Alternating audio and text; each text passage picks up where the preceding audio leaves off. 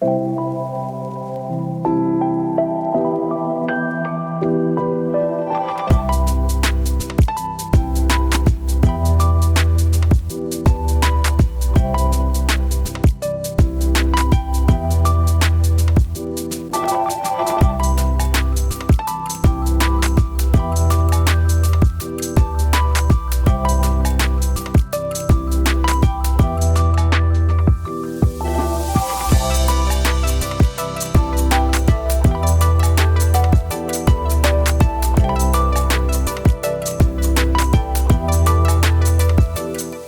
รยากาศดีฮะมีลมพัดแบบโปรดีเลยนะก็เป็นลมเย็นๆช่วงหน้าหนาวและตรงนี้ก็เป็นระเบียงนั่งเล่นครับนะครับแล้วเดี๋ยวมันจะมีการต่อด้วยพวกส่วนกลางของบ้านที่มีความสำคัญนะครับพี่โจพาไปฮะตรงนี้คือจะเป็นพื้นที่แบบเซมิเอาท์ดอร์หมดเลยนะครับใช่อันนี้เป็นไฮไลท์อันหนึ่งของบ้านที่เป็นเหมือนสระว่ายน้ำยาวสระว่ายน้ำส่วนกลางของบ้านแต่ว่าพี่โจยกขึ้นมาอยู่ชั้น3นะฮะใช่ครับแล้วโอ้โหดีไซน์มาเป็นแบบ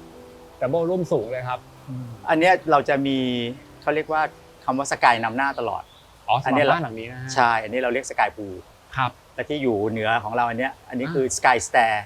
ครับนะครับเพราะว่ามันเป็นเหมือนการอยู่อาศัยแบบ vertical living ครับนะครับเพราะพื้นที่ค่อนข้าง prime area ครับแล้วก็ทุกอย่างจะต้องจัดขึ้นไปทางตั้งหมดเลยนะครับเดี๋ยวจะมีลิฟต์รถยนต์คือหลายๆฟังก์ชันที่เราอาจจะคุ้นเคยว่ามันจะต้องอยู่แบบบนพื้นแต่พี่โจก็ยกขึ้นมาแล้วก็มีคำว่าสกายนำหน้าหมดเลยใช่เดี๋ยวจะเห็นความพิเศษอย่างลิฟต์รถยนต์ที่สามารถพารถจากข้างล่างเนี่ยขึ้นมาจอดบนชั้น4สกายพาร์กิ้งด้วยโอ้โหต้องใส่คำว่าสกายนำหน้าด้วยนะครับซึ่งบ้านหลังนี้เนี่ยพี่โจตั้งชื่อว่า Urban Barcode House นะครับซึ่งมองจากภายนอกเนี่ยภาษาชาวกรรมเนี่ยเราพอเห็นภาพว่ามันเป็นเส้นตั้งก็สื่อถึงบาร์โค้ดได้ชัดเจนแต่จริงๆแล้วแนวความคิดเบื้องหลังเนี่ยมันมีสิ่งที่เป็นไดอะแกรมเป็นฟังก์ชันที่ซ้อนกันซับซ้อนทีเดียวเลยอยากให้พี่โจเล่าถึงแนวคิดให้ฟังหน่อยคือก่อนอื่นต้องเกริ่นก่อนว่าบ้านหลังนี้ได้รับรางวัลของสมาคมสถาปนิกสยามเป็นสถาปัตยกรรมดีเด่นประเภทอาคารพักอาศัยประจำปีนี้ 2567 นะครับกรรมการเขาบอกว่าบ้านหลังนี้จุดเด่นก็คือว่าเอาของที่มันมีความซับซ้อนและมีจำนวนมากมาจัดระเบียบให้มันอยู่ในแถวในแนวที่เหมาะสมอันนี้ย้อนกลับมาถึงคำว่าurban barcode urban คำแรกเนี่ยมันก็คือชีวิตในเมืองเนี่ยแหละที่แพงมากเล็กมากนะครับคือทำไงเราจะบริหารจัดการการใช้สอยที่มีขนาดใหญ่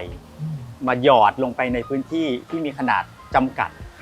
สิ่งอันหนึ่งที่หนีไม่ได้ก็คือว่ามันต้องขึ้นทางตั้งแล้วurban เนี่ยมันก็จะสืบเนื่องจากตัว vertical living แล้วแหละพื้นที่ฟุตปรินท์เนี่ยประมาณไร่เดียวของบ้านหลังนี้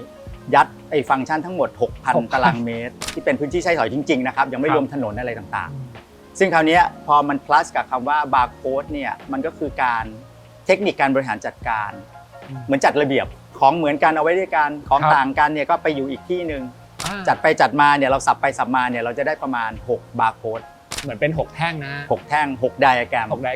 เพราะฉะนั้นถ้าจำง่ายๆเนี่ยคือบ้าน6 barcode 6 ชั้น 6,000 ตารางเมตรแล้วก็มี6 house in a home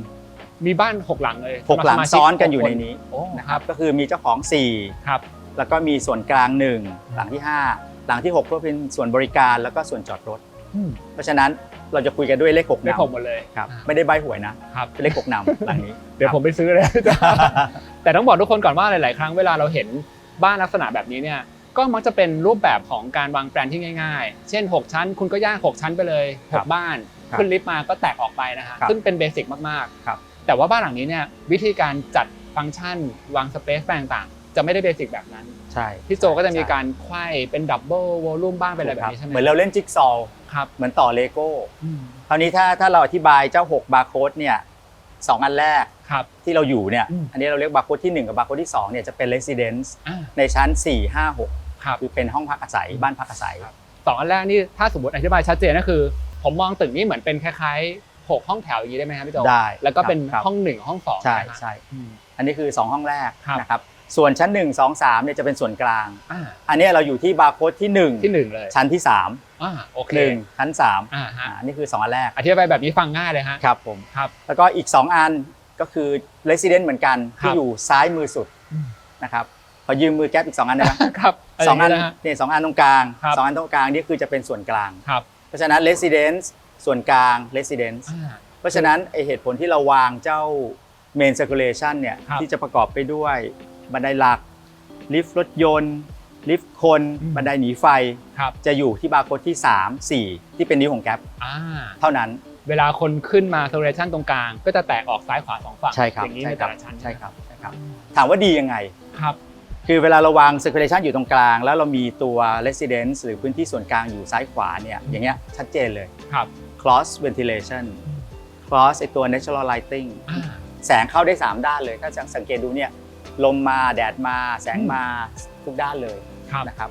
อันนี้ย้อนกลับไปนิดนึงว่าทำไมตะกี้บอกว่าจะต้องมีบันไดหนีไฟด้วยนะครับคือบ้านหลังนี้เนี่ยเข้าข่ายเป็นอาคารขนาดใหญ่แต่ยังไม่ถึงใหญ่พิเศษนะครับคุณต้องมีความสูงเกิน15 เมตรถ้าเกิน23 เมตรจะเป็นใหญ่พิเศษเราก็ห้ามเกินของเราแตะเป๊ะเลย23 เมตรแล้วก็มีพื้นที่ใช้สอยเนี่ยเกิน 2,000 ตารางเมตร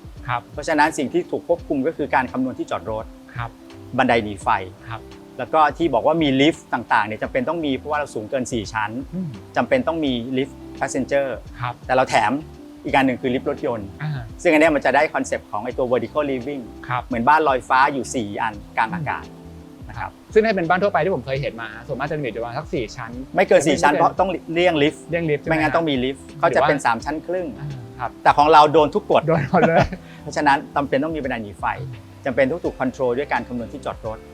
open space นะครับเพราะฉะนั้นก็อย่างที่บอกคือลำพังเอาพื้นที่ใช้สอยขนาดปริมาณมากเนี่ยมาใส่ในพื้นที่ดินแล้วเนี่ยยังเจอเซตแบ็กต่างๆนะครับอย่างเซตแบ็กระยะร่นนี่ประมาณสักเท่าไหร่ครับพี่โจก็ถ้าเป็นอาคารทึบเนี่ยมันประมาณ2 เมตรแต่ถ้าเจาะหน้าต่างด้านข้างนะครับก็จะมี3 เมตร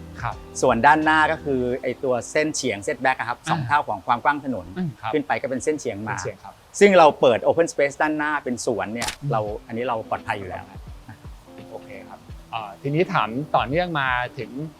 การดีไซน์ภายนอกเราจะเห็นว่าในบาร์โค้ดแต่ละช่องเนี่ยฮะมันจะมีการเลือกใช้วัสดุหรือการดีไซน์ภายนอกบางทีก็เป็นทึบเป็นโปร่งบ้างเนี่ยครับตรงนี้ถูกคิดมายังไงท่านในแง่วัสดุแล้วก็ความเป็น solid and void โอเคเริ่มจากเรื่อง orientation ก่อนนะครับ orientation คือหลังจากที่เราจัดไดอะแกรมซึ่งอันนี้เราจะใช้พลังงานใช้สมองใช้ creativity สูงที่สุดในการจัดไดอะแกรม grouping ว่ามันจะอยู่มีกี่บาร์โค้ดกันแน่แล้วแต่ละฟังก์ชันจะอยู่ในบาร์โค้ดไหนเพราะฉะนั้นเป็นการบริหารจัดการที่อันนี้ใช้เวลาที่ต้องจัดให้เหมาะสมแต่พอ once มันได้แล้วเนี่ยทุกอย่างมันแบบคลี่คลายสบายเหมือนแบบปลดล็อกอันนี้มันก็จะเนื่องจากฟังก์ชันคล้ายๆกันเนี่ยเขาก็จะมีลักษณะบุคลิกคล้ายๆกันเพราะฉะนั้นเราจัดฟาซาดเราจัดแมททีเรียลเนี่ยไม่ยากเลยอย่างที่เรายืนอยู่เนี่ยเราเรียกว่าบาร์โค้ดที่1จะมีความ private สูงสุดนะครับเช่นสระว่ายน้ำห้องนอนเพราะฉะนั้นเราก็แทนค่าด้วยการมีตัวระแนงบังสายตาแล้วมันก็จะโชว์ออกไปถึงข้างนอกด้วยเหมือนเราใส่เสื้อผ้ามันก็จะโชว์ออกไปเลยว่าเนี่ยเป็นอันที่ทุกคนอาจจะรับรู้ได้ว่าน่าจะมี privacy เยอะที่สุดซึ่งพอเรามีบาร์โค้ดแรกที่เป็นพวกห้องนอนต่างๆเนี่ยเดี๋ยวเราจะเห็นตัวนี้ที่บาร์โค้ดที่6นะครับแล้วก็อีกการหนึ่งคือจะเป็นบาร์โค้ดที่4ที่เราจะใช้ไดอะแกรมของตัวอลูมิเนียมที่มันเป็นลายไม้นะครับก็คือห้องนอนแล้วตรงนี้เป็น Sky Parking ซึ่งมันเป็นด้านหน้าเนี่ยเป็นทิศตะวันตกเพราะฉะนั้นเนี่ยนอกจากจะเรื่อง privacy แล้วเนี่ยก็ยังเป็นตัวกันแสงไปในตัวโดยเฉพาะที่โชว์รถที่อยู่ไดอะแกรมที่4เนี่ยก็คือป้องกันแสง UV ที่จะเข้ามาโดนรถต่างๆที่เป็น Sky Parking ครับถัดมาทางด้านซ้ายมือของพี่เนี่ยจะเป็นบาร์โค้ดที่2อันนี้จะเป็นบาร์โค้ดที่มีความกว้างเยอะที่สุดของบ้านนะครับถามว่าเป็นอะไรชัดเจนเลยห้อง living แล้วก็เป็นห้อง living ของทุกยูนิตprivate unit ตรงนี้จะเป็น living หมดแล้วเราก็สามารถจะเปิดโล่งที่สุดไปเห็นส่วนที่ใหญ่ที่สุดนะครับอันนี้เราเรียกว่าเป็นพื้นที่แห่งความโปร่งใสก็จะมีกระจกเป็นหลักแล้วก็มีซุ้มที่เป็นอลูมิเนียม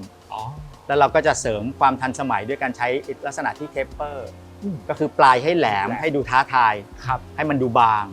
ส่วนอันอื่นๆเนี่ยก็จะแทรกด้วยไอตัวบาร์โค้ดเนี่ยจะแทนค่าด้วยคอนกรีตเปลือยคือลูกค้าเขาทำธุรกิจเกี่ยวกับพวกยานยนต์แล้วก็มีการติดต่อสัมพันธ์กับพวกชาวญี่ปุ่นแล้วต้องบินไปดูงานไปอะไรพวกนี้เขาก็ชอบว่าอยากจะได้แมททีเรียลที่ไม่ต้อง maintenance แล้วก็มีสัจจะของวัสดุเลยเทปุ๊บเป็นคอนกรีตปุ๊บก็ไปโชว์เป็นคอนกรีตเพราะฉะนั้นเนี่ยอันก็จะเป็นอีกอันหนึ่งที่โชว์คาแรคเตอร์ของบาร์โค้ดได้ค่อนข้างดีตรงกับคอนเซ็ปต์ของเราก็แฮปปี้วินทั้งคู่นะครับเจ้าของเขาก็ชอบด้วยเราก็สามารถนำเสนอไอตัวไดอะแกรมของเรา ผ่านคอนเซปต์แล้วก็ผ่านการ apply material ให้สอดคล้องกันด้วย ครับ นะครับ แล้วก็อย่างเมื่อกี้ที่เราพูดกันไปว่าบาร์โค้ดแต่ละอันมีทั้งเรื่องขนาดที่มันกว้างบ้างแคบบ้างทึบบ้างโปร่งบ้างต้องบอกว่าทั้งหมดทั้งมวลเนี่ยถูกคอนโทรลด้วยdimension ของการจอดรถข้างล่างข้างล่างนี่เป็นที่จอดรถหมดเลยนะครับเป็นเบสเมนต์เพราะฉะนั้นเนี่ยมันก็จะขยับกันไปได้ตามโมดูลของที่จอดรถนะครับนี่ก็เป็นการยกตัวอย่างครับแต่ฟังดูก็รู้สึกว่าเวลาพี่โจบอกว่ามันเหมือนต่อจิ๊กซอว์มันสัมพันธ์กันแต่ละชั้นจริงนะครับพี่สมมติชั้นนี้อยากให้นี้กว้างเราต้องกลับไปคิดถึงชั้นใต้ดินด้วยนะว่าสแปนของที่จอดเป็นยังไงแล้วพอตบกลับมาแล้วพอสแปนที่จอดมันกว้างๆแบบนี้ข้างบนควรจะเป็นฟังก์ชันอะไรคิดกลับไปกลับมาในแต่ละชั้นอย่างนี้ตลอดหมดเลยนะเล่นแบบคือเรียกได้ว่าคือเราไม่สามารถจะคิดเป็นลีเนียร์ได้ครับคือเราต้องคิดแบบหลายแกนมากเลยหลายแกนกลับไปกลับมาบางทีคิดจากตรงกลางไปหัวไปท้ายบางทีคิดจากท้ายแล้วกลับมาที่หัวเพราะทุกอย่างมันสัมพันธ์กันหมดนะครับอะไรหยิบอะไรขยื่นนิดนึงเนี่ยมันกระเทือนเพราะว่ามันเป็น vertical ทุกอย่างมันเป็นทางตั้งหมด6ชั้นบวกเบสเมนต์อีกอันหนึ่งเลื่อนนิดนึงแล้วขยับพอมีฟังก์ชันได้ปุ๊บจอดรถไม่ได้ก็นั่งกลับมานั่งเขย่าใหม่ครับซึ่งอันนี้ถือว่าเป็นความท้าทายใหม่ของดีไซเนอร์เพราะในอนาคตคิดว่าบ้านแถบสุขุมวิทสาทรสีลมแม้กระทั่งพระราม9เนี่ยพื้นที่ที่มันเป็นพื้นที่ดินเนี่ยน้อยลงเรื่อยๆจริงครับเพราะฉะนั้นลักษณะแบบนี้แหละจะเกิดขึ้นซึ่งก็เป็นความท้าทายใหม่ของพวกเราครับจริงๆถือว่าน่าสนใจเพราะทุกวันนี้ผมเชื่อว่าหลายๆคนเองก็อยากจะทำบ้านแบบที่เป็นครอบครัวขยายอยู่กันหลายครอบครัวนะฮะแต่พอเจอข้อจำกัดในเรื่องของที่ดินเราต้องขึ้นเป็นแนวสูงเนี่ยส่วนใหญ่อย่างที่บอกไปว่าแปลนก็จะค่อนข้างแบบเบสิกอันนี้ก็ถือว่าอาจจะเป็นต้นแบบหรือเป็นไอเดียที่ทำให้คนเห็นมุมมองในการจัดสรรพื้นที่ได้แล้วก็อีกอันหนึ่งที่เป็นจุดเด่นก็คือลักษณะ double space ครับ double space ของที่นี่เนี่ยจะเป็นลักษณะที่ทำให้สมาชิกในครอบครัวเนี่ยมี interaction กันนะครับอย่างยกตัวอย่างตรงเนี้ยเราพยายามเบ่งในตัวสระว่ายน้ำให้ได้ยาวที่สุดนะครับแล้วก็มันก็จะมีลูกเล่นก็คือเห็นแวบๆเนี่ยมันจะมีการใส่ไฟเบอร์ออปติกกลางคืนก็จะเรืองแสงแล้วเราโปรแกรมมิ่งได้บางทีก็จะมีเหมือนดาวตกวิ่งผ่านบางทีก็เรืองขึ้นมาเป็นดาวต่างๆซึ่งสามารถโปรแกรมเป็นเหมือนกับอะไรระบบในท้องฟ้าดาวเล็กดาวน้อยดาวเคราะห์สุริยะจักรวาลอะไรพวกนี้ทำได้แล้วก็ด้านนู้นก็จะเป็นจากุซี่ที่เป็นฮีทเต็ดพูลอันนั้นปรับสภาพแวดล้อมซึ่งไอ้น่าเห็นปุ่มฮอตไหมครับอันนั้นคือกดปุ๊บเนี่ยมันก็จะกลายเป็นน้ำร้อนแล้วก็เป็นพื้นที่นวดตัวแล้วเราก็เล่นลูกเล่นด้วยการใช้อะคริลิกโดยรอบมันก็เหมือนกับก้อนน้ำในระดับสูงลอยได้แล้วก็ไหลลงมาที่ก้อนน้ำในระดับต่ำนะครับแล้วก็อย่างที่บอกคือ volume space ตัวนี้มันจะทำให้รู้สึกว่าเราไม่อึดอัดเราสบายแล้วก็ยูนิตของคุณลูกชายคนโตเนี่ยก็จะมีเจ้าบันไดเนี่ยมาคุยกับสระว่ายน้ำเดินขึ้นบันไดก็เหมือนลอยอยู่กลางน้ำมันก็จะเป็นประสบการณ์ใหม่ๆมันเป็นความท้าทายเรื่องของโครงสร้างเรื่องของ space ในขณะเดียวกันเนี่ยก็สามารถจะมีพื้นที่ที่เป็น interactive ระหว่างพื้นที่นั่งเล่นส่วนกลางยูนิตนอนมองลงมาในพื้นที่ส่วนกลางได้บางทีก็เราบายเราเรียกว่าบายสเปซบางทีก็ฮัลโหลลูกไปไหนลูกอะไรเงี้ยนะครับแล้วก็ยังสามารถจะมีการสัมพันธ์กันในครอบครัวได้ซึ่งอันนี้พี่ว่าเป็นคีย์สำคัญของบ้านที่เป็น vertical จริงครับพี่แต่ถ้าเมื่อไหร่เราตัดเป็นชั้นๆเหมือนขนมชั้นอ่ะไม่เจอกันเลยวันๆซึ่งภารกิจทุกคนก็ยุ่งอยู่แล้วครับอันนี้ก็เป็นกลเม็ดของดีไซเนอร์อันหนึ่งที่ทำให้สร้างความสัมพันธ์ในครอบครัวพี่ว่าเป็น culture ที่ยังสวยงามของไทยๆอบอุ่นแบบไทยๆนะครับซึ่งอันนี้ก็อย่างที่บอกมันเกิดจากการที่เหมือนพี่โจทำเรื่องจิ๊กซอว์แล้วก็คว้านสเปซบางส่วนออกให้1กับ2เชื่อมโยงกัน3 4อะไรแบบนี้ดังนั้นภายในก็จะไม่ตัดเป็นชั้นๆนะครับเดี๋ยวเราจะไปเจออีกหลายที่เลยได้ครับงั้นจากตรงนี้เดี๋ยวผมจะให้พี่โจพาลงไปไล่ดูตามลำดับตั้งแต่ชั้น1ไล่มาเลยนะครับเชิญเลยครับเดี๋ยวไปด้วยกันครับ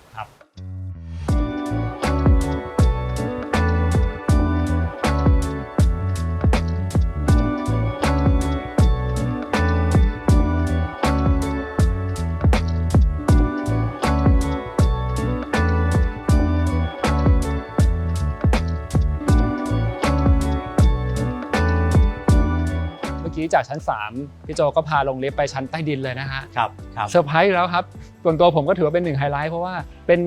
บ้านในเมืองแต่ที่จอดรถเยอะมากๆฮะอันนี้เป็น requirement หลักๆของบ้านหลังนี้เลยป่ะ20 กว่าคันทั้ง requirement ทั้งเรื่องของกฎหมายครับตะกี้ก็อย่างที่เราพูดกันก็คือเรื่องของไอ้ sky parking ครับแล้วก็ลิฟต์ที่เป็นนำรถขึ้นไปข้างบนเลย นะครับอันนี้ก็เป็นไฮไลท์คือถ้าดูหนังพวกหนังไซไฟหนังแบบสืบสวนสอบสวนเนี่ยเหมือนมากเลยเราใช้ผนังกระจกทำให้รู้สึกว่าไม่อึดอัดแล้วก็เป็นเหมือน decorative อันนึงที่เป็นเขาเรียกเป็น key visual หลักของบ้านแล้วก็ระหว่างที่เราเลื่อนขึ้นไปจะไปจอดตามที่ต่างๆเนี่ยถ้าดูอย่างเงี้ยอันนี้คือ sky parking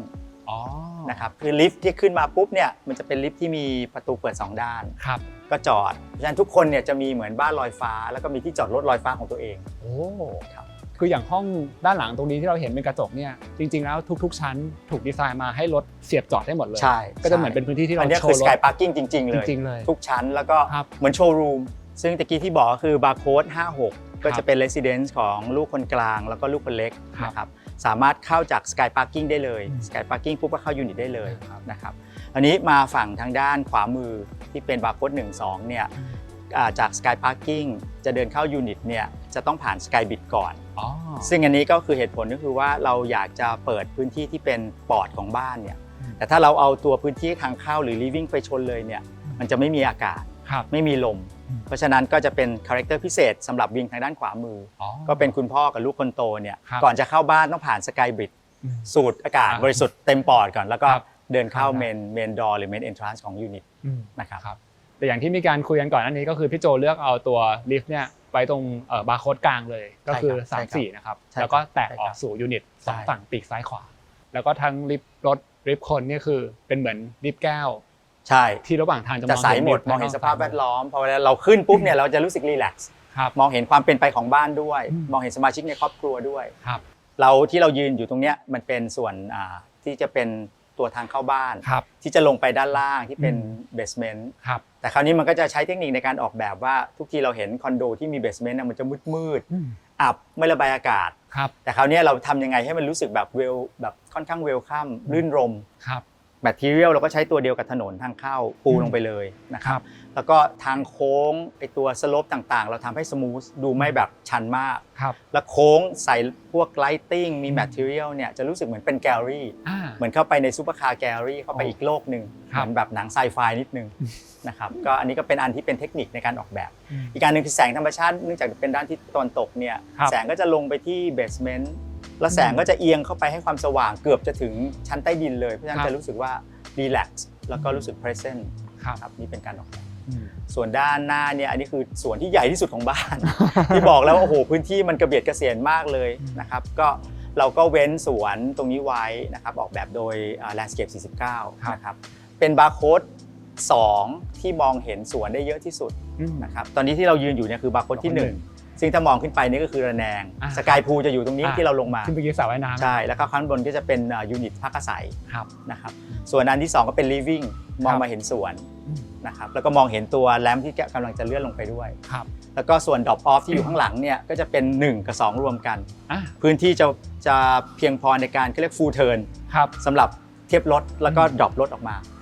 อีกอันหนึ่งคือถ้าที่จอดรถไม่พอ20กว่าคันข้างล่างเนี่ยไม่พอก็ยังมาจอดตรงนี้ได้อีกนะครับเป็นประมาณแบบอย่างน้อย6คันขึ้นไปเพราะฉะนั้นเวลามีการจัดเลี้ยงเวลาเจ้าของจะใช้เตรียมรถที่กำลังจะออกไปข้างนอกเนี่ยก็จะมาจอดรอตรงนี้นะครับแล้วก็ drive ออกไปเลย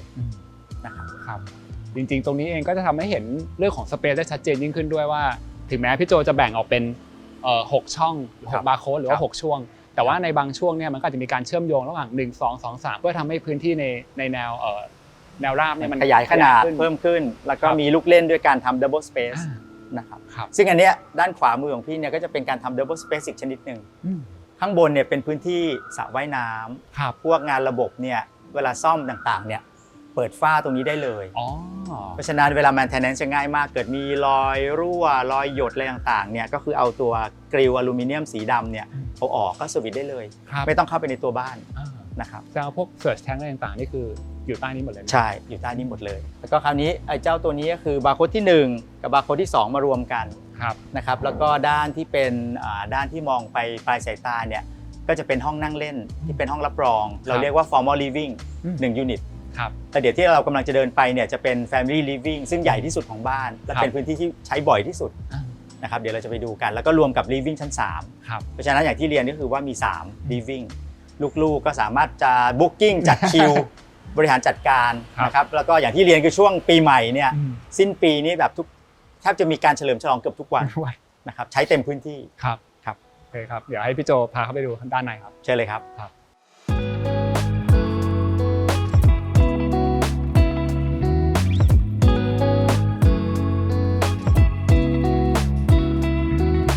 ก่อนเข้าบ้านตรงนี้ก็มีบ่อปลานะพี่โจ ใช่ครับอันนี้ก็อย่างที่เล่าให้ฟังว่าเจ้าตัวเนี้ยเราเรียกว่าบาร์โค้ดที่3ครับ อันนี้ถือว่าเป็นปอดเหมือนกับเป็นพื้นที่หายใจสำหรับตัวบ้าน ครับ ก็คือจะใช้เรื่องของ ventilation เข้ามานะครับแล้วก็ด้านล่างสุดเนี่ยเป็น end point เวลาเรามองจากข้างบนลงมาเนี่ยจะเห็นบ่อปลาขนาดใหญ่ ครับ แล้วก็มีลูกเล่นมีบรรยากาศด้วยตัวน้ำตกที่เป็นฟิล์มก็เป็นการออกแบบในลักษณะแบบโมเดิร์นหน่อย ครับ แล้วก็เป็นบ่อปลาคาร์ฟนะครับเหมือนทะลุ2ฝั่ง ครับ แล้วตัวบันไดเนี่ยเหมือนเราเดินข้ามน้ำขึ้นมา อ่า นะครับก็มีเทคนิค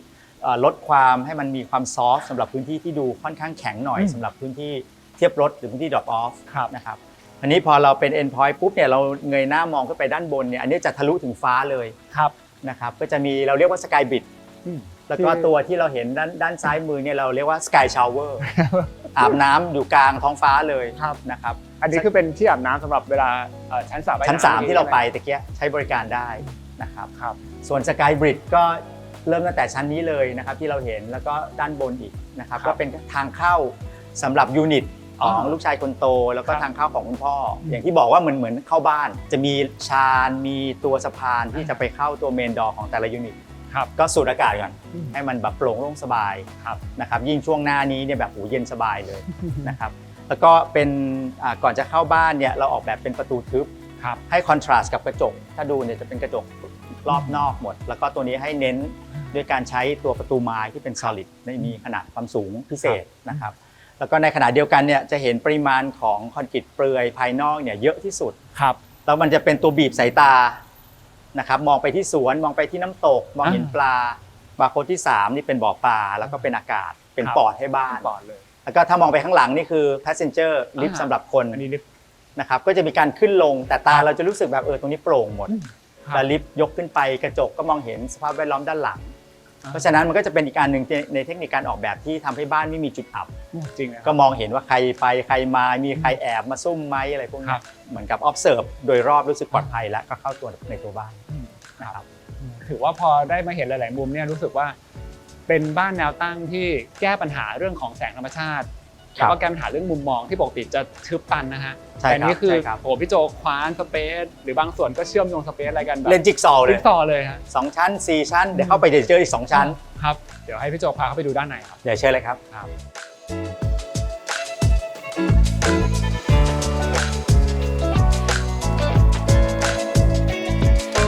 วันนี้พี่โจก็พาเข้ามาด้านในนะครับพื้นที่ส่วนหน้าตรงนี้คือเป็น welcome hall ใช่ครับ แล้วก็มีการ ใช่ครับ ตกแต่งแบบโอ้เป็นต้อนรับคริสต์มาสเลย โอกาสดีมากเลย เพราะว่าปีละ1 ครั้ง ครับ ซึ่งอันเนี้ยเราก็ค่อนข้างภูมิใจในแง่ของผู้ออกแบบอะเราทำให้เจ้าของบ้านเขาสามารถจัดแอคทิวิตี้ได้ ครับ คราวนี้ถ้าเราย้อนว่าเรายืนอยู่ตรงไหนในแง่ไดอะแกรมหรือในแง่บาร์โค้ดของบ้านเนี่ย ครับ อันนี้เราเรียกว่าบาร์โค้ดที่ 4นะฮะ 4 จะทำหน้าที่เป็นโถงต้อนรับ อืม นะครับก็จะมี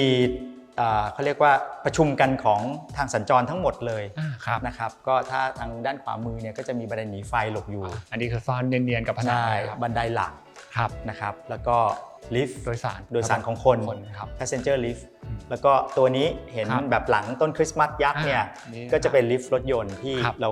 ข้างล่างที่เราไปเที่ยวมาเนี่ย อ่ามั มันก็จะชูดขึ้นไปถึงข้างบนเลย ครับ นะครับ อันนี้เห็นโซลูชันครบเลยนะฮะ ใช่ใช่แล้วก็หลังจากนี้เนี่ยอันนี้เราเรียกว่าตัวแจก ครับ ด้านหลังนี้ก็จะเป็น family living แล้วนะครับ ครับแล้วก็สเปซนี้ก็จะมองขึ้นมาเห็นบางส่วนของชั้น2นะครับ ใช่ อย่างห้องนี้ก็เป็น ห้องเล่นดนตรี เล่นดนตรี ก็จะเป็นโฮมเธียเตอร์ผสมกับห้องเล่นดนตรีของลูก ครับ ๆนะครับแล้วเพื่อนๆมาก็สามารถจะ enjoy กันในพื้นที่นี้แล้วก็มีห้องนอนแขกด้วย สมมุติว่าเล่นดนตรีกันเหนื่อย แล้วก็มีการดื่มมีการ enjoy กันเนี่ยสามารถนอนค้างได้เลย เป็นเหมือนดอมเล็กๆ เหมือนกับหอพัก ครับ หนุ่ม อืม ๆ สามารถจะมีห้องพัก2ยูนิตนอน ครับ ได้เลย ห้องน้ำในตัว ครับ นะครับ โอเคครับเดี๋ยวจากตรงนี้ผมก็จะไปดูในส่วนของพาร์ทอินเทอร์เนียต่อนะครับก็จะไปเจอกับพี่แอนครับ ครับเดี๋ยวส่งไม้ต่อให้พี่แอนได้เลย ได้ครับ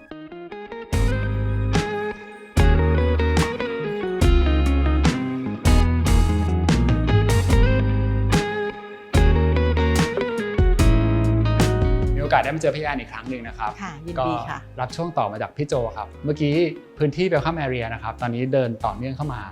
โซนนี้เนี่ยก็จะอยู่ในส่วนของบาร์โค้ด5นะครับพี่แอน ค่ะฟังก์ชันหลักก็คือโต๊ะทานอาหารนะคะแล้วก็ส่วนนั่งเล่นนะคะค่ะจากโถงทางเข้าที่สเปซจะมีความสูงโปร่งเลยนะครับพี่แอนพอเข้ามาด้านในเนี่ยก็จะมีการลดระดับฝ้าเพดานลงค่ะก็คือเนื่องจากว่าตัวสเปซของโถงทางเข้าเราอยากให้สูงเพราะมันต่อเนื่องมาจากตัวที่จอดรถค่ะเข้ามาปุ๊บเนี่ยที่จอดรถสูงเราก็อยากจะให้สเปซWelcome Space ของเราเนี่ยดูสูงโปร่งเพื่อที่จะต้อนรับนะคะแล้วก็ถึงจะถัดเข้ามาตรงบริเวณนี้ก็เลยกลายเป็นฝ้าปกติก็คือเป็นห้องทานข้าวแล้วก็ห้องนั่งเล่นค่ะชวนพี่แอนมาดูตรงนี้นิดนึงนะครับจะเห็นว่าส่วนของ Living มีความน่าสนใจตรงที่ทำเป็นซังเค้นลงไปครับค่ะก็จริงๆเดิมเลยตอนแรกเราไม่ได้ตั้งใจจะให้เป็นซังเค้นหรอกแต่ว่ามีไอเดียของเจ้าของบ้านมาผสมว่าอยากจะนั่งแล้วก็สามารถจะมองวิวไปถึงข้างนอกได้ในส่วนของลานด้านนอกครับก็เลยลองดูว่าโอเคกดระดับตัวที่นั่งลงไปเพื่อที่จะเปิดวิวให้มากขึ้นครับคือระดับเวลาสมมติเรานั่งทานข้าวอยู่นี้มองไปก็จะไม่มีส่วน living ที่มาบังใช่ที่มาบังถูกต้องค่ะแล้วก็พื้นที่ด้านนอกเนี่ยก็จะเห็นว่ามีประตูบานเลื่อนที่สามารถเปิดออกไปข้างนอกได้ใช่ค่ะซึ่งมุมตรงนั้นก็จะเป็นมุมที่แบบโอ้ผมว่าสวยเลยนะครับเพราะว่าดีไซน์มาเหมือนเป็นนั่งอยู่กลางน้ำพาวิเลียนนั่งอยู่กลางน้ำเลยพักผ่อนง่ายๆค่ะครับทีนี้ในส่วนของงานออกแบบตกแต่งภายในฮะพี่แอนมีการวางคอนเซปต์ในภาพรวมไว้ยังไงบ้างครับแล้วก็มันมีการเชื่อมโยงกับอาร์เคเต็กภายนอกยังไงบ้างจริงๆหลังเนี้ยถือว่าเป็นหลังที่เราทำแล้วก็ค่อนข้างจะประสบความสำเร็จในคอนเซปต์ของ seamless design นะคะก็คือเหมือนกับว่าเราต่อพื้นที่ภายนอกกับภายในได้แบบว่าค่อนข้างกลมกลืนวัสดุหลักที่ใช้ข้างนอกเนี่ยก็คือคอนกรีตเปลือยซึ่งตอนนี้ก็คือถูกนำเข้ามาใช้ข้างในบ้านคือถ้าเกิดมองเข้าไปที่โถงต่างๆของบ้านเนี่ยเราจะมีคอนกรีตเปลือยไหลเข้ามาเลยนะคะซึ่งก็เป็นวัสดุที่เจ้าของบ้านชื่นชอบอยู่แล้วด้วยค่ะครับแล้วก็นอกเหนือจากคอนกรีตเปลือยอีกอย่างนึงก็คือจะเห็นการใช้ไม้ที่เยอะทีเดียวนะครับในผนังฝั่งนี้ค่ะก็จริงๆไม้ก็เป็นอีกองค์ประกอบหลักของบ้านนะคะเพราะว่าจริงๆเราคงอยากจะทำให้คอนกรีตเปลือยมันดูซอฟต์ลงไม้ก็มาช่วยทำให้มันดูโฮมมี่มากขึ้นเพราะฉะนั้นจริงๆหลักๆเลยมีแค่คอนกรีตเปลือยกับไม้เนี่ยเป็นตัวหลักค่ะครับแล้วก็ถัดจากบาร์โค้ด5ตรงนี้นะครับก็จะเป็นบาร์โค้ด6ซึ่งจะเป็นพื้นที่เซอร์วิสแล้วใช่ค่ะเป็นพื้นที่ในส่วนของเซอร์วิสก็ข้างหลังที่เป็นครัวแล้วก็เลยไปเป็นส่วนของเมดอยู่ข้างหลังค่ะครับ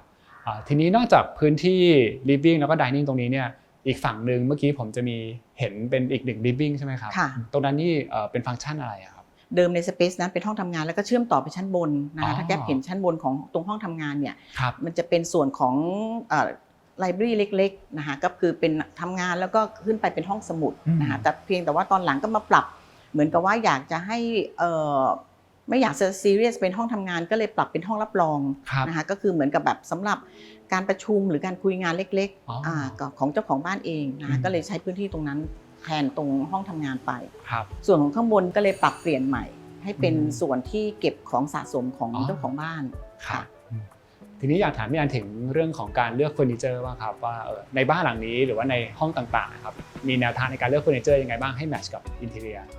ก็ความจริงอย่างในห้องนี้เองก็ถือว่าเป็นห้องที่ดูจะฟอร์มอลที่สุดของบ้านแล้วก็นอกจากซังเก้นซีติ้งเนี่ยไอตัวโต๊ะอาหารเราก็อาจจะเลือกให้ใช้วัสดุอย่างเช่นตัวเก้าอี้เองเราก็ใช้หนังนะคะแทนที่จะใช้ผ้าเพราะว่าส่วนหนึ่งก็คืออาจจะเหมาะสมกับการดื่มไวน์ด้วยคือถ้าเกิดเราคิดว่าไวน์เป็นส่วนประกอบหนึ่งของสเปซนี้นะคะเผื่อว่าเพื่อนฝูงมาก็อาจจะมีการมานั่งดื่มไวน์กันอะไรเงี้ยก็แล้วโทนสีก็อยู่ในโทนสี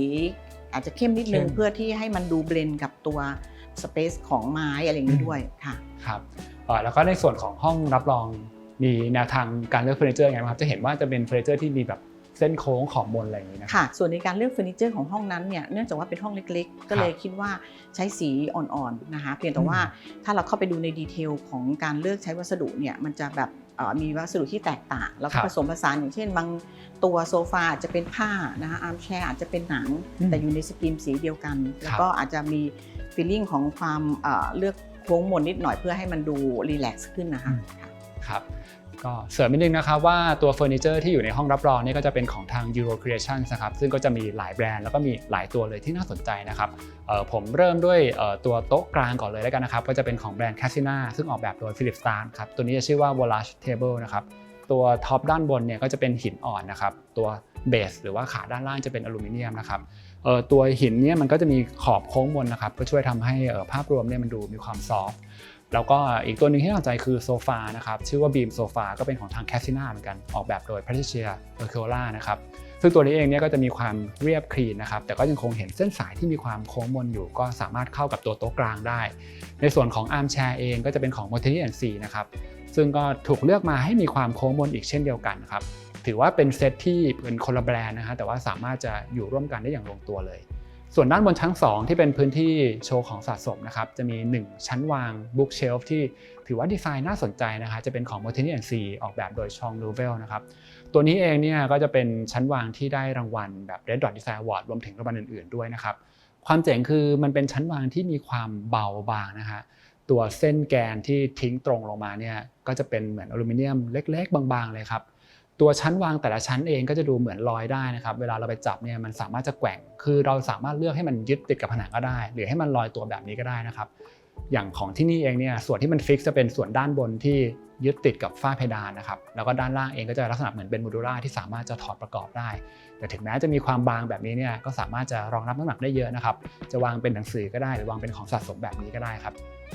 นอกจากในพื้นที่ส่วนนี้นะครับที่จะมีเฟอร์นิเจอร์ของทาง Eurocation เนี่ยก็เดี๋ยวด้านบนก็จะมีอีกหลายตัวเลยครับเดี๋ยวเราค่อยไปตามดูกันนะครับจากตรงนี้เดี๋ยวจะให้พี่แอนพาขึ้นไปดูชั้นบนต่อค่ะไปเลยค่ะ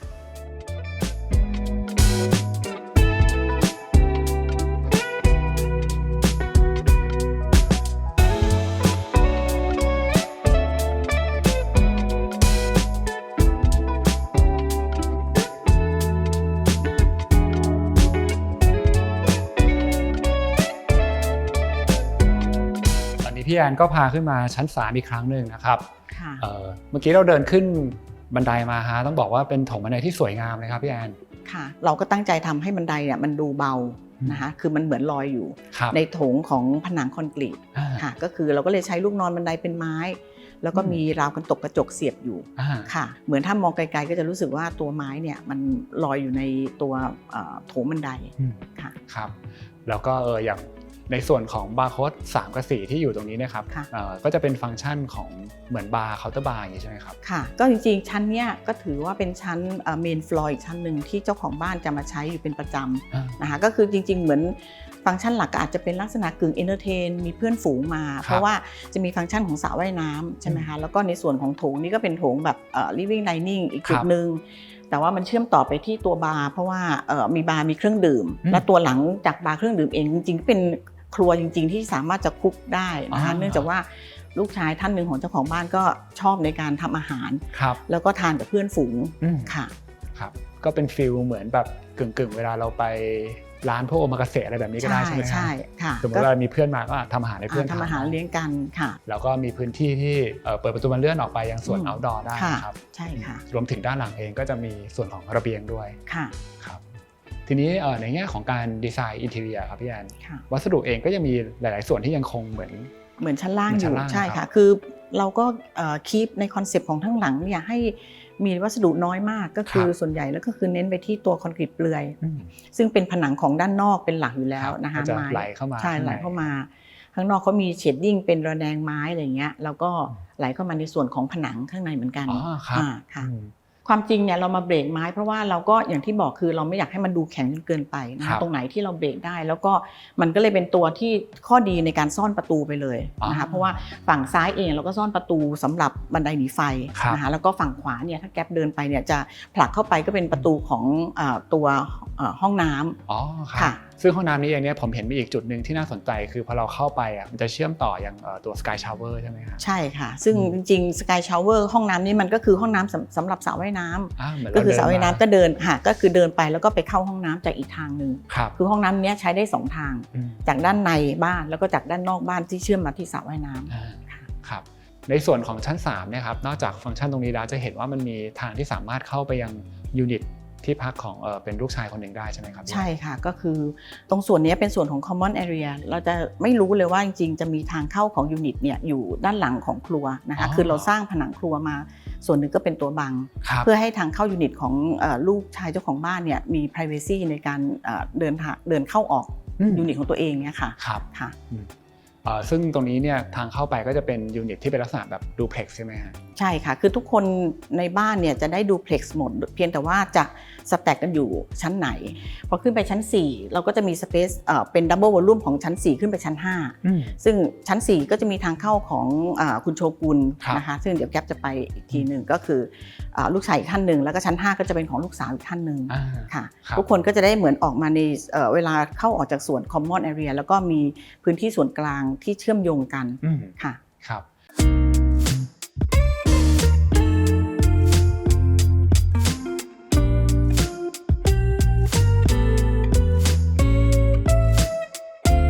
ตอนนี้เราก็ขึ้นมาบนชั้น4แล้วนะครับซึ่งก็จะเป็น welcome area ของยูนิตคุณโชกุนนะครับเมื่อกี้ขอบคุณมากเลยนะที่คุณโชกุนมีการขับรถให้เราดูนะครับก็อันนี้คือจะเป็นลิฟต์รถที่มาจากชั้นใต้ดินได้เลยนะครับแล้วก็พุ่งตรงขึ้นมาตรงนี้คือชั้น4ครับปกติแล้วเนี่ยคุณโชกุนมีการแบบว่าขับรถขึ้นลงหรือว่าเปลี่ยนรถบ่อยไหมฮะก็มีเปลี่ยนเรื่อยๆครับส่วนใหญ่ก็จะเป็นอาทิตย์ละครั้งถ้าผมอยู่ก็จะมีการแบบอาทิตย์นี้เราเอาคันนี้ลงไปขับเราอาจจะเอาคันใหม่ขึ้นมาดูเปลี่ยนตามอารมณ์ครับอยากให้เล่าถึง requirement หรือว่าโจทย์ตอนแรกที่ให้กับทางดีไซเนอร์นิดนึงได้ไหมครับว่าจริงๆพื้นที่ตรงนี้เนี่ยมองไว้เป็นฟังก์ชันแบบไหนหรือว่าตั้งใจเป็นแบบดิสเพลย์รถแบบนี้เลยครับตอนแรกไม่ได้มีไอเดียอะไรมากแค่บอกว่าอยากได้รถในห้องนั่นคือโจทย์แรกก่อนพอเราอยากได้รถในห้องตอนแรกผมก็บอกว่าโอเคเดี๋ยวผมขออยู่ชั้น2เพื่อที่ว่าจะได้ทำลิฟต์ขึ้นมาแล้วก็มีรถอยู่ในห้องเราแต่พอเราเสนอไอเดียนี้เข้ากับที่บ้านอย่างเงี้ยทุกคนก็เฮ้ยมีรถที่ห้องดีจังก็เลยทำทุกคนก็จะมีเบย์ของตัวเองคนอื่นก็อยากมีด้วยเหมือนกันใช่ครับมันเลยมาในเวของ Urban Barcode ที่ว่าพอมีบาร์โค้ดหนึ่งแล้วกันก็จะเป็นบาร์ที่เราสล็อตเหมือนรถขึ้นมาทุกชั้นใช่ไหมครับแต่ทีนี้มันยังไม่พอครับมันก็เลยผมเลยขอเป็น requirement ว่าเราขอเพิ่มอีกคันละกันแล้วด้วยความที่เราได้วิ่งนี้พอดีด้วยครับมันมี common space เนี่ยแทบจะข้างบนเราก็มีข้างล่างเราก็มีผมเลยคิดว่าเราก็อยากได้มุมที่เป็นแบบ appreciation ของเราอะไรอย่างเงี้ยครับก็เลยเป็นไอเดียว่าเราขอจอด2คันนะคันนึงก็เป็นแบบเหมือนทุกคนที่เราเป็นรถใช้งานขึ้นลงง่ายส่วนอีกอันนึงก็จะเป็นเรื่องของ appreciation เวลาผมมีเพื่อนมีแขกมาบ้านเราก็จะมี conversation ได้ตรงนี้ครับทีนี้พอมาถึงดีไซเนอร์ครับตั้งใจดีไซน์ตรงนี้ว่ามันมีความพิเศษยังไงอย่างนึงที่ผมเห็นคือการที่มันมีเส้นโค้งซึ่งค่อนข้างจะแตกต่างจากหลายๆที่ในบ้านหลังนี้นะครับก็อย่างที่ได้กล่าวไว้ก็คือเราต้องสร้าง double space เพื่อให้ตรงนี้มันดูพิเศษอันดับแรกนะครับแล้วก็ด้วยความที่ตรงนี้เนี่ยลิฟต์เนี่ยต้องชูดรถออกมาบริเวณส่วนกลางมันก็เลยเกิดเป็นดีไซน์เหลือ shape and form ครับที่เป็นทรงกลมเพื่อให้มันดูสอดคล้องกันแบบเหมือนการหมุนรถหรือว่าการทำให้มันดูแบบพิเศษเพราะว่าตัวบ้านเนี่ยรูปทรงเนี่ยมันก็เป็นทรงเหลี่ยมหมดนะครับก็เลยต้องการสร้างความคอนทราสต์ของสเปซให้ครับแล้วก็มันก็เลยเกิดเป็นดับเบิลสเปซที่เป็นทรงวอยที่เห็นนะครับแล้วก็ด้วยความหนาของสตรัคเจอร์เนี่ยเราก็เลยพยายามจะเกรดให้มันพิเศษขึ้นอีกคือว่าเราก็เทปเปอร์ตัวซีลิ่งให้มันดูโค้งแล้วก็สร้างตัวไฟเส้นนะครับซิปไลท์ให้มันสอดคล้องกับพื้นทรงกลมที่เราออกแบบไว้ครับรวมถึงแม้กระทั่งในเรื่องของงานระบบ exhaust เองก็ตามเนี่ยแล้วก็คอมไบน์เข้ากับงานระบบที่เป็นสล็อตสีดำครับเพื่อช่วยเรื่องของการดูดอากาศของรถครับคือตรงนี้ก็มีการคิดว่าเวลารถมาอาจจะมีเรื่องของเวลามันปล่อยควันอะไรไม่ใช่ครับจะดูดเข้าตามช่องตรงนี้เลยใช่จริงๆตรงนี้ก็ถือเป็น air grill แล้วก็มี exhaust มี return ก็อาจจะช่วยในส่วนหนึ่งครับก็มาในส่วนของข้างหลังเองก็ตอบโจทย์ในเรื่องของไลฟ์สไตล์ของคุณโชกุนครับเพราะว่าคุณโชกุนเองก็สะสมโมเดลรถครับก็เลยคิดว่าตรงนี้น่าจะเป็นตัวเหมือนแบ็คกราวด์อีกตัวหนึ่งที่เวลาคุณโชกุนเข้ายูนิตเนี่ยเดินออกมาก็มีความสุขก็ถือเป็นมุมที่แบบ appreciate จริงๆนะคะในหลายๆจุดเลยครับเราก็ยังคงเห็นลักษณะของคอนกรีตเปลือยที่จริงๆก็ตามมาในหลายๆชั้นแล้วมันก็เป็นการไหลจากข้างนอกเข้ามาข้างในนะครับแต่ว่าส่วนของพื้นเนี่ยอันนี้อาร์ตเลือกวัสดุยังไงบ้างครับในส่วนของพื้นเองด้วยความที่รถคลาสสิกอะครับก็จะมีเรื่องของคราบน้ำมันที่จะต้องมีหยดหรือต้องเมนเทนเนนซ์ตลอดเวลาเราก็เลยคัดพื้นที่ตรงนี้เป็นพื้นอีพ็อกซี่ครับเพื่อช่วยในเรื่องของการดูแลรักษาการทำนุบำรุงต่างๆครับก็คัดสีขาวขึ้นมาให้มันดูคอนทราสต์แบบที่สุดที่มันจะทำได้ครับเพราะว่าอย่างน้อยเนี่ยสีขาวเนี่ยก็ทำให้คุณโชกุนสามารถจอดรถทุกสีได้ครับทุกคันครับก็ตอบโจทย์ตรงนั้นครับรวมถึงแม้กระทั่งวัสดุเองก็ตามเองครับก็เอาเข้ามาเหมือนกับเบรกกับตัวผนังคอนกรีตก็เป็นสีขาวเพื่อรับกับตัวโมเดลหรือว่าของสะสมของคุณโชกุนครับผม จากตรงนี้นะครับก็จะมีเป็นประตูนะครับที่เข้าสู่ยูนิตส่วนพักอาศัยของคุณโชกุนเลยแต่ว่าอยากจะให้เล่านิดนึงเพราะว่าจริงๆในแง่ของการเข้าถึงยูนิตอ่ะมันจะมีอีกทางหนึ่งที่สามารถจะข้ามเหมือนเป็น Sky Bridge ได้ด้วยใช่ไหมครับก็ส่วน Sky Bridge ก็ต่อเนื่องมาจากเรื่อง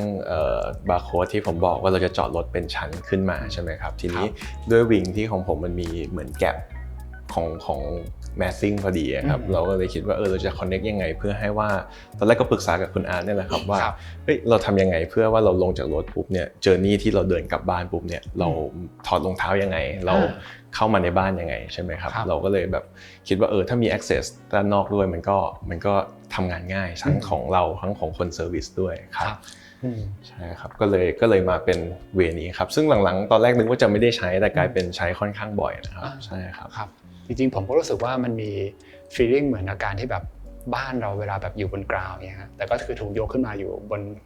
เหมือนบนสกายบนท้องฟ้าด้านบนเลยอย่างนี้แต่รูปแบบวิธีการเข้าอ่ะยังเข้าบ้านเหมือนบ้านที่อยู่บนกราวทั่วไปใช่ครับก็จะมีลักษณะของ approach ที่แบบได้เจอพื้นที่ outdoor อะไรอย่างนี้ก่อนใช่แล้วก็จริงๆถ้ามองอีกมุมนึงก็คือมันก็เป็นฟังก์ชันของระเบียงด้วยที่สามารถเอาไปใช้งานได้ใช่ครับโอเคฮะงั้นเดี๋ยวให้คุณโชกุนกับอาร์ตพาเข้าไปดูด้านในต่อครับได้ครับเลยครับ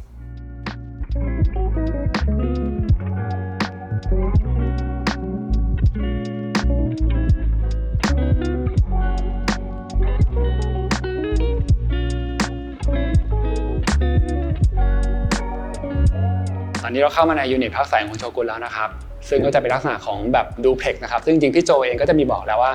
ในบ้านนี้เนี่ยจะมีดูเพล็กซ์ประมาณ4ยูนิตนะครับตอนที่คุณโชกุนมีการบรีฟหรือว่าบอกโจทย์ไปกับทางดีไซเนอร์นะครับอยากจะให้ดูเพล็กซ์ของเราเนี่ยมันมีความแตกต่างหรือมีดีไซน์แบบไหนบ้างผมมองว่าโจทย์มันมาจากตอนเลือกวิงก่อนครับพอดีเรามีที่บ้านเนี่ยเราก็จะมีโอนออกกันใครอยู่ห้องไหนอะไรอย่างเงี้ยครับชั้นไหนครับแล้วด้วยความที่ว่าผมเป็นตอนแรกนึกว่าเป็นไม้สั้นละกันได้วิงนี้แต่จริงๆพอได้วิงนี้ปุ๊บมันก็ทำให้เราได้มาเวิร์กกับคุณอาร์ตว่าเราทำยังไงให้ requirement ด้วยวิงที่เล็กกว่าของน้องๆเนี่ย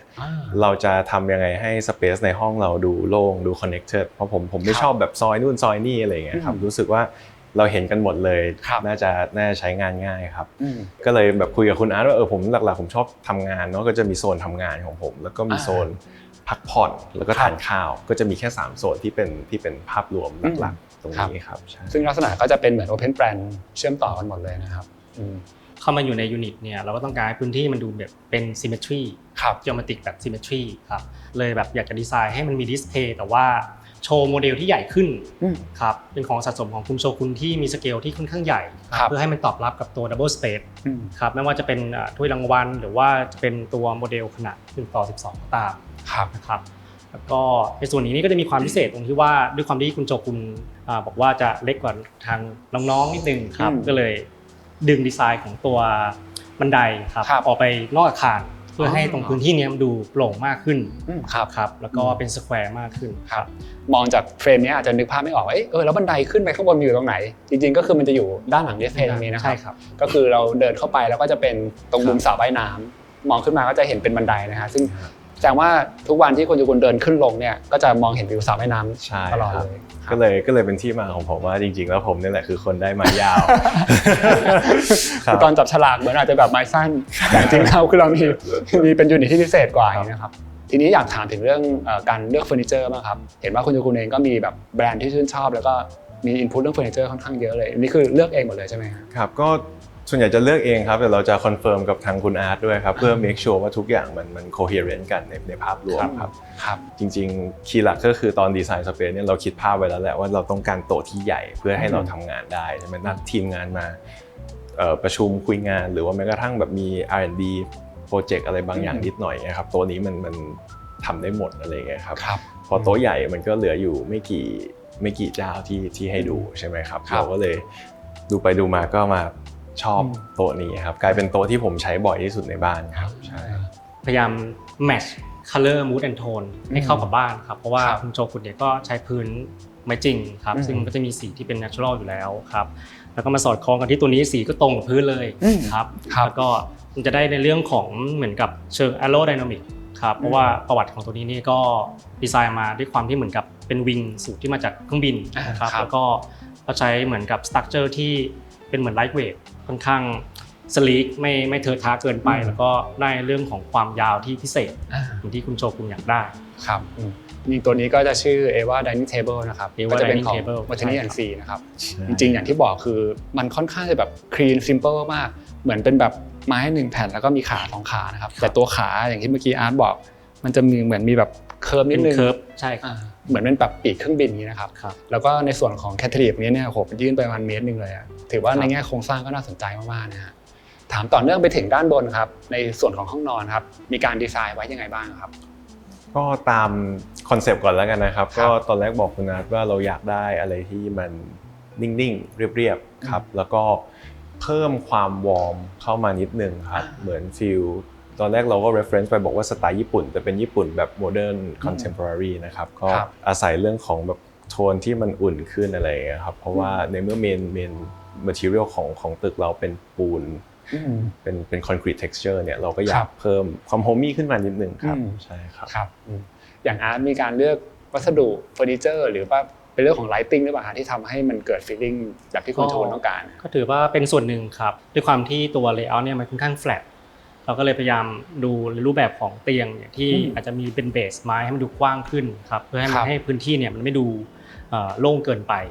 นะครับแต่ก็ยังคงในเรื่องของดีไซน์ที่เป็น Japanese style นิดนึงครับให้มันดูนิ่งๆแล้วก็สงบที่สุดเพราะว่าถือเป็นส่วนพักผ่อน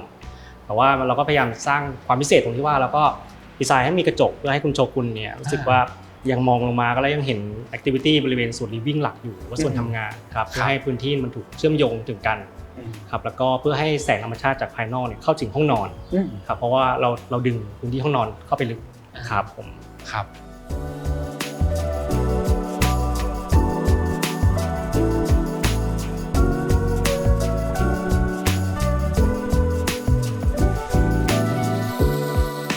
วันนี้ก็ขยับมานั่งตรงมุม living นี่นะครับปกติแล้วมุมนี้เห็นว่ามีแบบโอ้หลากหลายกิจกรรมเลยนะฮะเล่นเกมด้วยแผ่นเสียงด้วยนะครับตรงนี้ก็คือมีแบบโอ้ของเล่นเยอะแยะมากมายครับใช่ครับก็หลักๆก็เวลาเราเคลียร์งานอะไรประจำวันของเราเสร็จแล้วเนี่ยครับเราก็จะมานั่งตรงนี้เป็นหลักครับก็จะเป็นแอคทิวิตี้บางทีก็แบบเทคเอาท์ขนมนิดหน่อยอย่างเงี้ยถ้าพิซซ่าบางทีเราก็ทานกันตรงนี้เลยครับเพราะว่าเขาก็จะมีคาราโอเกะมีเกมให้เล่นใช่ไหมครับสเปซนี้ก็จะเป็นเหมือนอันนั้นเบอร์1อันนี้ก็เป็นเบอร์2มาใช่ไหมครับมารีแลกซ์ครับแล้วก็จะมีส่วนของโต๊ะทานข้าวที่ว่าเราก็จะรีแลกซ์เสร็จแล้วก็จะส่วนใหญ่ก็จะไปนั่งทานจบมิลอะไรตรงนั้นครับอยากให้คุณโชกุนแชร์ถึงเรื่องของการเลือกเฟอร์นิเจอร์หน่อยครับสำหรับ2โซนนี้ครับครับก็เฟอร์นิเจอร์หลักๆก็เอาอย่างแรกเลยแล้วกันครับผมรู้สึกว่าถ้าจะทำที่อยู่แล้วเนี่ยเฟอร์นิเจอร์ชิ้นเดียวที่อยู่ต้องตั้งใจเลือกก็คือโซฟาเพราะว่าผมว่าเราใช้เวลาอยู่บนโซฟาค่อนข้างเยอะครับแล้วมันควรจะเป็นอะไรที่อยู่แล้วต้องสบายด้วยครับใช่ไหมครับเราก็เลยพยายามไปมองหาหลายๆเจ้าอะไรอย่างเงี้ยครับจนมาจบที่เจ้า Rolf Benz ตัวนี้แหละครับส่วนตัวที่ผมชอบเพราะว่าเรื่องของฟังก์ชันที่มันทั้ง1เป็นโมดูล่าแล้วก็2เนี่ยสามารถโรเตทตามเออร์โกนอมิกหรือตามการใช้งานได้ครับไม่ว่าจะเป็นตัว backrest ครับเดี๋ยวลองขยับให้ดูนะก็คือสามารถยกขึ้นมาแบบนี้ได้ใช่ครับเราอยากจะหันฝั่งนู้นเอียงนิดหน่อยอะไรอย่างนี้ครับเป็นแบบเท้าแขนนี้ก็ได้หรือจริงๆจะนอนเพลงเอนอะไรอย่างนี้ก็ได้นะครับใช่ครับก็เลยรู้สึกว่าชอบความ versatile ของ space ที่เรา lace around ได้ใช่ไหมครับเพราะว่าหลายๆคนก็ลืมคิดว่าโซฟาเราไม่ได้มานั่งอย่างเดียวหรอกบางที most of the time เรานอนด้วยซ้ำใช่ไหมครับก็เลยคิดว่ามันต้องสบายที่สุดแล้วก็ด้วยฟอร์มด้วยอะไรอย่างเงี้ยครับรู้สึกว่ามันเข้ากับ space ครับโซฟาของ Rolf Benz ตัวนี้นี่ก็จะชื่อว่า Aura Sofa นะครับจริงๆก็เรื่องของฟังก์ชันเรื่องของความทนทานก็จะทางแบรนด์เยอรมันก็จะขึ้นชื่อเรื่องนี้ใช่ครับและใช้งานง่ายมากครับครับแล้วก็อย่างโต๊ะตัวนี้ก็ถือว่าน่าสนใจเลยนะฮะอย่างตัวขาเขาก็จะเป็นแบบเคลียร์เป็นกระจกใสเลยใช่ครับส่วนหนึ่งครับอาจจะตั้งต้นมาจากตัว Coffee Table ตัวนี้ก่อนที่คุณโชกุนก็เหมือนกับปรึกษาว่าเข้ากับพื้นที่ไหมครับแล้วก็ได้เรื่องของ structure ที่เป็นกระจกครับมันก็เลยเป็นที่มาของตัว dining table ตัวนั้นครับที่มันก็สอดคล้องในเรื่องของ structure ที่เป็นกระจกเหมือนกันครับส่วนเรื่องของสีไม้เนี่ยก็พยายามแมทให้คุณโชกุนไม่ว่าจะเป็นตัวของทางเอวาก็ตามตัวของ Rolf Benz ก็ตามตัวของ dining ก็ตามเนี่ยครับสังเกตว่าสีไม้จะตรงกันหมดเลย3ตัว ครับ เพราะว่าผมก็เป็นคนที่ค่อนข้างซีเรียสเรื่องสีครับว่าไม่คุณโจคุณเลือกตรงไหนก็แล้วแต่ต้องปรึกษาผมนิดนึงเรื่องสีครับผม โต๊ะ dining table ด้านหลังเนี่ยก็จะชื่อว่า Phantom Table นะครับซึ่งก็จะเป็นของแบรนด์ Natuzzi ครับขาที่เราเห็นมันก็มีความน่าสนใจตรงที่ว่าพอมันใส่แล้วเนี่ยมันเหมือนโต๊ะลอยได้นะฮะแล้วก็มันทำให้เราสามารถมองทะลุไปได้ ใช่ครั คื บ อเฟอร์นิเจอร์ที่เลือกมาหลายตัวจะเห็นว่าค่อนข้างมีความโปร่งคือไม่ได้ดูเป็นแบบลักษณะทึบตันหรือว่ามีความแบบแน่นๆหนักๆอะไรแบบนี้นะฮะ ครับ แล้วก็จะเห็นว่ามันมีลักษณะของเส้นสายที่เฉียงอะไรอย่างนี้ด้วยซึ่งก็จะอาจจะสื่อถึงเรื่องของไดนามิกอะไรแบบนี้ ใช่ครับ ครับน่าจะเป็นที่มาของความที่ว่าเราชอบออโตโมทีฟอินดัสทรีหรือของต่างๆของรถอะไรอย่างเงี้ยครับมากๆแล้วพอมาทำบ้านตัวเองคือคีย์หลักแรกก็คือต้องมินิมอลแต่หลังจากมินิมอลแล้วเราเพิ่มดีเทลได้ยังไงบ้างใช่ไหมครับก็เลยมาในเรื่องของไม่ว่าจะเป็นวัสดุการใช้งานฟังก์ชันหรือแม้กระทั่งเชฟที่มันดูแบบ aerodynamic โอเคครับสำหรับใครที่สนใจเฟอร์นิเจอร์ของทาง Euro Creation นะครับก็สามารถติดต่อไปได้ตามช่องทางที่ผมขึ้นให้บนหน้าจอนี้นะครับรวมถึง description ใต้คลิปด้วยครับ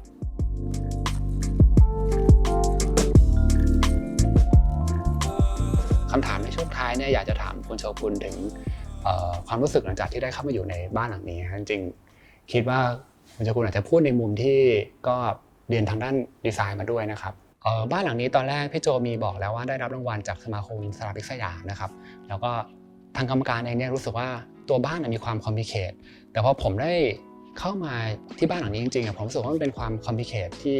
มันถูกจัดการทั้งในเรื่องของ decoration เรื่องของ space แล้วก็ branding โดยสถาปนิกหมดแล้วนะครับ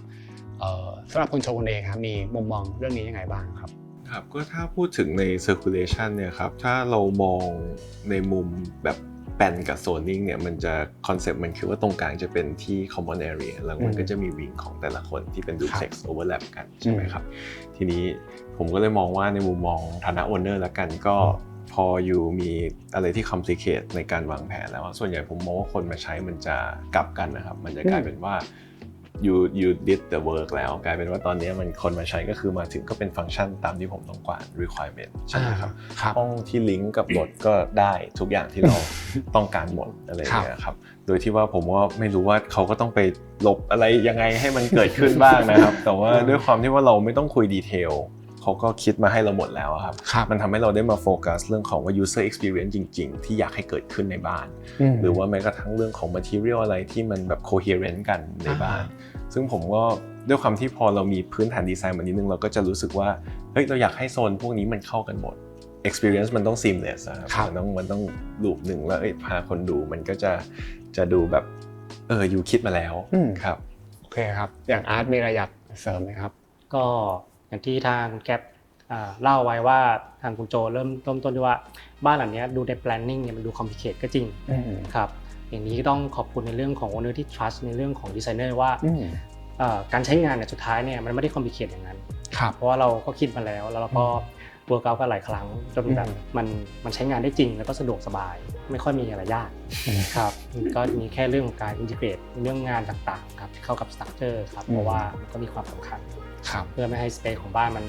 หายไปครับ